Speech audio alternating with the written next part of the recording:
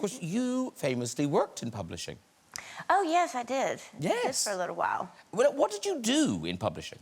I have no idea. I have no skill. But how long did you do it? Because this was in preparation for Bridget Jones. Yeah, So how long did you do it for? Let's see, I went over in January. We started filming after Easter, so... A couple of months? Yeah, a good few months, yeah. So, like, you must have done something. Well, yeah, I did. I got the coffee. I made the coffee. And I had to, you know, cut anything out of, you know, the local periodicals or that are about the authors that the publishing company represented. So I do that and then file them away. And I had to organize the book launches and things like that. Yeah. Wow. Yeah. And who did they say you were? They said that I was Bridget Cavendish, so a relative of the gentleman who was the owner of the publishers, which explained why I got the job with absolutely no skills whatsoever. Now, when it comes to publishing a book, though, as far as I know, I think publishers are very keen on lots of stars on Amazon. You want good reviews. And I read a very good review for Louis' book. It's 5 stars here. Oh, that's nice. It took a long time to write. And I've read it several times. I think it's pretty good.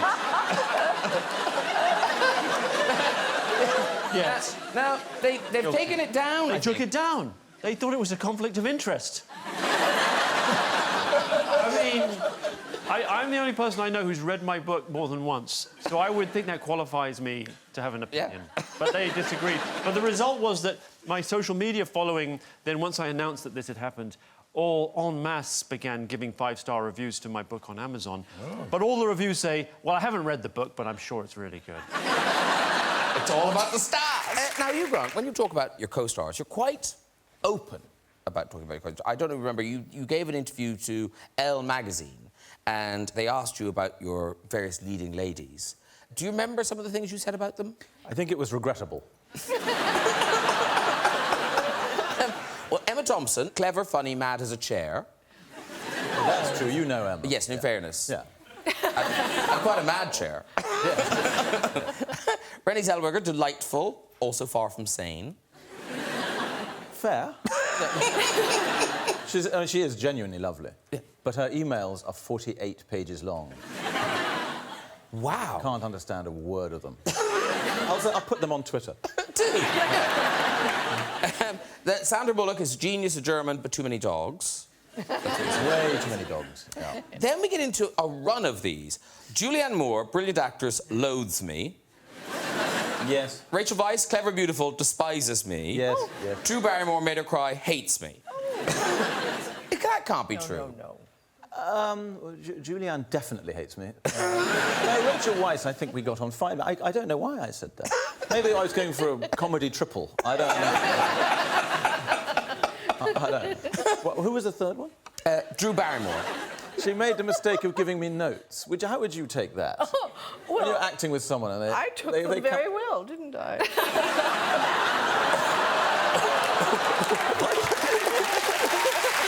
Wowza! So they believed you. They believed you. Oh, no. Jim, you're one of those actors. You've been in so many films, and lots of them big, big favourites. When people come up to you, what are the ones they always want to mention, or do you know when they approach you, oh, this is a Paddington fan, or this is a Bridget Jones fan? Only Fools and Horses, really. Really? Really, more than anything else? Almost more, and it goes across the generations. So kids now, young people who weren't alive when I did Only Fools and Horses. Oh, Slater. Oh, he's my favourite. But that is probably the most common one. And, Jim, in Only Fools and Horses, obviously you played Roy Slater, but that wasn't the part they wanted you for. No, originally, I was second choice for Del Boy. Wow. Wow. Yeah. The first choice was N. Rytel, who was not around, we don't see much of it. But he was first choice, and he didn't fancy it. I was second choice, and I was doing a show in the West End, and I couldn't cope with having 2 parts, 2 jobs. It was too difficult, so I said no. So, luckily, David Jason was available. My greatest contribution to British culture is not being available.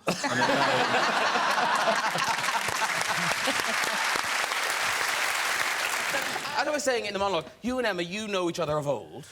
What do you mean, oh? Well, no. Obviously. No, fair We enough. have, but we've never liked each other, which is interesting. What a long show this will be. But I didn't realise that, Emma, you have worked with Luke. Inadvertently. Yeah, it wasn't supposed to happen, was it? No, we were both at Pinewood Studios, I believe, weren't we, No, darling? it was Shepperton, I think it was. Oh, was it Shepperton? Yes. Okay. Twice they've worked together. Yes. And you were doing... I was doing Clash of the Titans, and I was Apollo dressed in this gold armour with long hair extensions, and we were all standing, all the gods were standing around Mount Olympus, and there was this big set piece of the world, and Liam Neeson as Zeus was up on a throne on one end, and all of a sudden you could hear this little stick moving. We all looked to the end of the set, and on walks Nanny McPhee. And she trotted across the globe, up onto the steps, and sat on Liam Neeson's lap and said, "I think you've been a very naughty boy." Very good, very good. Liam said, you know, well, how are you doing? As we were chatting away. And the first said, right, we're going to shoot, everybody, to places, everyone. So I got up to go, and he said, oh, don't worry, it's Ray Fiennes, he's just coming up, he's just got to say a couple of things. It's not on me, just stay where you are. I said, I can't stay where I've got to act. He can't be acting with Nanny McPhee and Zeus together. So I hid behind one of the thrones, and I'm in that shot. In the film.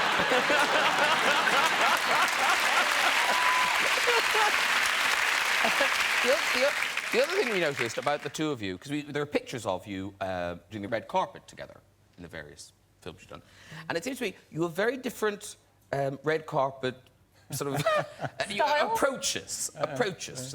So here's a picture of the two of you on the red carpet. Now, you looking very debonair and studied. And slightly appalled. Okay. And then you... A red carpet does seem to send you slightly bonkers, Emma. Yeah, that's not my natural habitat. Well, no, it's like you came up with photobombing, because even new stars just coming blinking into the spotlight, just kind of it's award season. Finally, this is my moment. Here's Lupita Nyong'o. That seems mean. It's her first red carpet and you're doing it. She's done 18 red carpets by the time we were on that one. She was relieved, believe me. You do anything for a laugh by then. Because, Luke, you know, the red carpet thing, are you a bit like Mr. Grant? Have you got a look? Have you got a... Well, I'm attempting something. OK, try it into 5 there. 5. OK, so... Luke, over here. Luke. No, too friendly. Look, Smolder. Oh.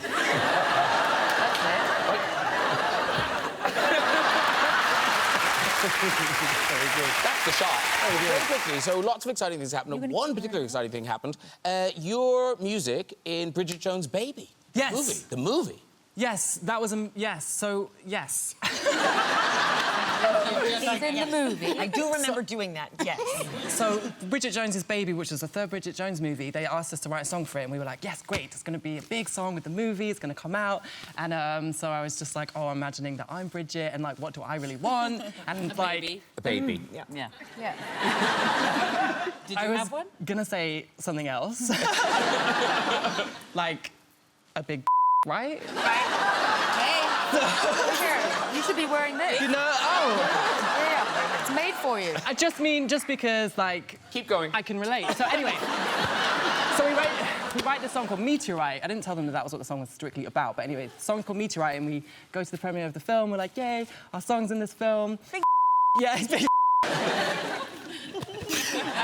And then we're watching the film, we're like, oh, it's not been on yet, but we were told it was going to be the end of the film, and then the end of the film comes, and it's Ellie Goulding's song, and it's like, it's happening. We're like, when's our song going to be on the film? And then the end credits roll, and it's like people getting up and leaving the cinema, and then it's like, you know, like Gaffer, Best Boy, like Third Unit Catering. Then the song starts playing, and we were like, oh, cool. But that, you know, You're in it. in the movie. It's still, It's still on the there. soundtrack, isn't it? Exactly. Okay. Nicely recovered, Sarah. You're welcome. Yeah, you cheered that man. Christina Ricci, I don't know, you are sitting in a particular sandwich on our couch tonight. Yes, you are, because, Josh, have you been mistaken?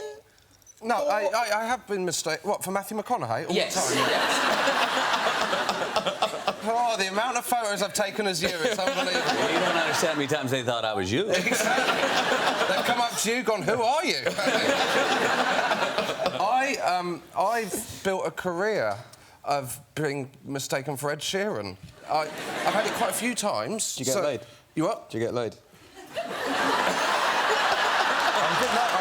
I'm just wondering. I meet ginger people all the time that are like, thanks. Yes. So I get... That's a little awkward now, Josh, isn't it? So I'm now the only Ed Sheeran that's not getting laid. I've got the worst of both worlds. I was literally just talking about this with Christina backstage, because there is a kid who his job is like, people employ him to, when they can't get me for stuff, they employ him to look like... Is this guy? Is it... Yeah. You've met him. You've met him. Mate, that's not cool. I don't think I thought that was like a doctored picture of you. What, really? When I filmed the Bridget Jones film, I could only do 1 day instead of 2, so they cast him for the 2nd day. And no! He actually cops off with Bridget's mate in it. Oh, good. Wow! So, again, getting people laid, it's working. No, but actually, you have done a great job, because so many people post pictures, particularly quite beautiful women, post pictures thinking that they've met you. And sometimes, like... It's always just a fat dude who looks a bit drunk that's kind of like that. I didn't want to say that, but you're right. I mean, some of these are quite ropey. Met Ed Sheeran last night. How happy does he look? I'll tell you what. He is definitely getting laid. I've never had any of that excitement. I went to watch England at the European Championships, and I heard people around me whispering, going, there he is, there he is. I thought, here we go. And then the whole of the England contingent stood up and started shouting and pointing at me, you're just a Ed Sheeran. I'm so sorry, man. I'm so sorry. Because congratulations, Jessica, on your BAFTA. Just won a BAFTA. Female performance in a comedy. Congratulations. Now, these guys, presumably, Dwayne, you don't know W1A. I'm a fan of W1A. I'm very well travelled.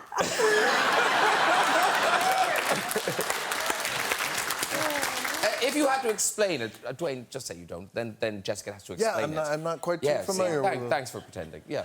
So how would you explain it to someone who didn't know it? Well, it's a kind Unlike Snoop, who It's knows a team it. of people who are caught up in a lot of kind of, jargonistic, kind of business jargonistic, talk, which is really where the comedy comes from. They're all really, really well-honed characters. And the first series was when they were dealing with the Olympics. There was a group of people kind of branding and dealing with the Olympics, which was 2012. And then the characters moved on. At least my character did, Siobhan's character and Hugh's character moved on, Ian, to the BBC. So we're kind of trying to rebrand and remarket the BBC and save it. And he's head of... I think he's head of, what's he head of? Values. And I'm this terrible sort of, PR brand guru trying to find ideas to sell things, basically.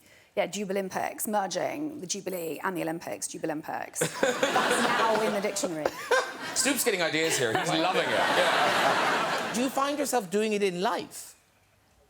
No, I don't really do the catchphrases. John Norton, who's the writer of the show, he writes the catchphrases and he writes them brilliantly. Yeah. It's what we're looking for is an idea that you don't just want to marry, you want to take it home and it. That's the kind of thing that comes out of John's brain, and it's a pleasure to. It's a pleasure to say his lines, because as a comedian, there's so few good parts. I bet they are. It wasn't just, home and away fame. You were also, F. Scott Fitzgerald, he's very good. Oh, no. No. This is a roast. This isn't a TV show. This is one of Australia's foremost authors. This is Isla's novel, Seduced by Fame. Seduced by Fame. It's part of... In my defence, people, before I get annihilated anymore... No. I was 18 when I wrote that. Yeah, no, it's very good. And with these all home and away actors, Gillian Cross wrote Shark Break. No? There's Geraldine McCorkin, A Pack of Lies, Storyteller Salesman, Total Mystery. Who and What is MCC Berkshire? Sweet Dreams, When Your Real Life is Scarier Than Your Worst Nightmare. And my favourite one by Yvonne Coppard, Not Dressed Like That You Don't. That's actually really funny. That's a whole book. That's really funny. It seems very unfair to judge Isla's book by what other books are advertised at the back of Isla's book. Are we going to judge this show based on what trailer appears before this show? But no, what's interesting is that the main character is called Daniel. Yes. Yes. Yes. Yes. Such an uncommon name. How bizarre. I don't see anyone else called Daniel. No. Are you going to read? There's a little passage. There's a little passage. Oh, so here you go. You can act this out if you want. Looking up at him, her face close to his, she felt extraordinarily at home, as if she could fall asleep just at this moment, with his arm warm on her back and never wake up again. Oh, Daniel, she sighed. She dropped her head onto his shoulders and rested her burning forehead against his sweater. Now, this is good. Breathing in the scent of cold night air, and wood, and sweat, and lemons. Breathing in Daniel.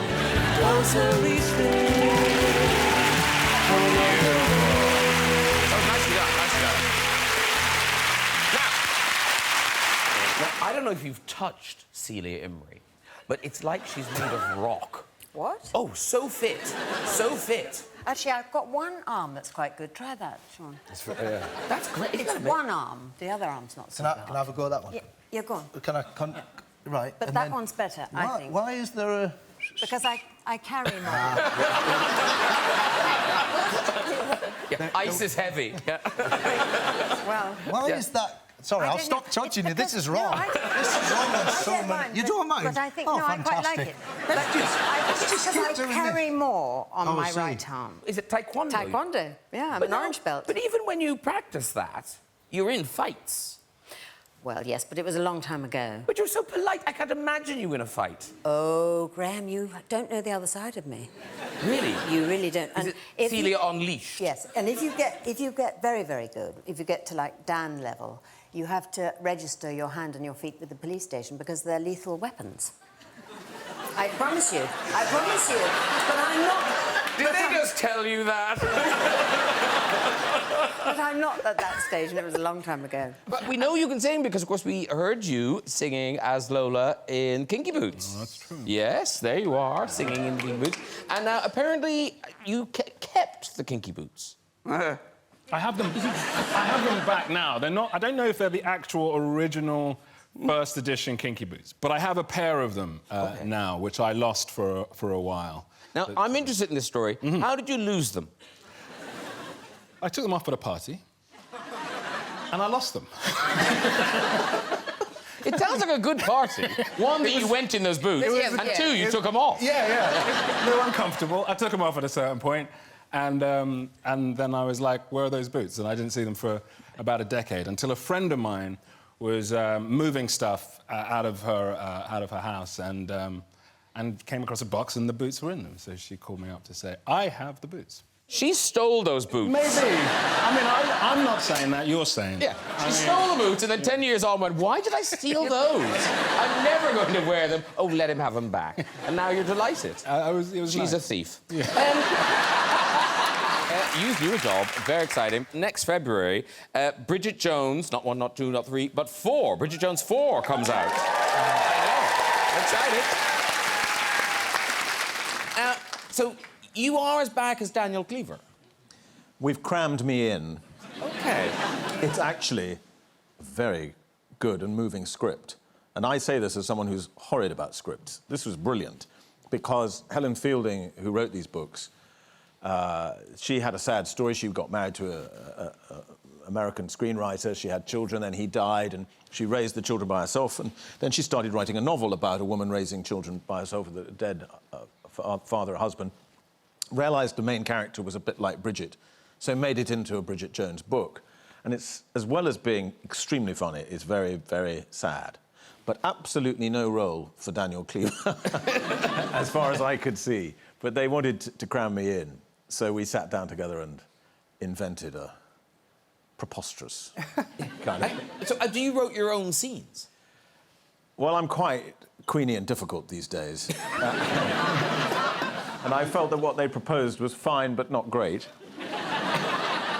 So I felt that he needed a third dimension. I said, look, he's in his 60s now. We can't just have him, you know, smoothing his way down the King's Road, eyeing up young girls. Something needs to have happened to him in the interim. Okay. And so we invented rather a good... Well, I invented rather interim story. I look forward to that.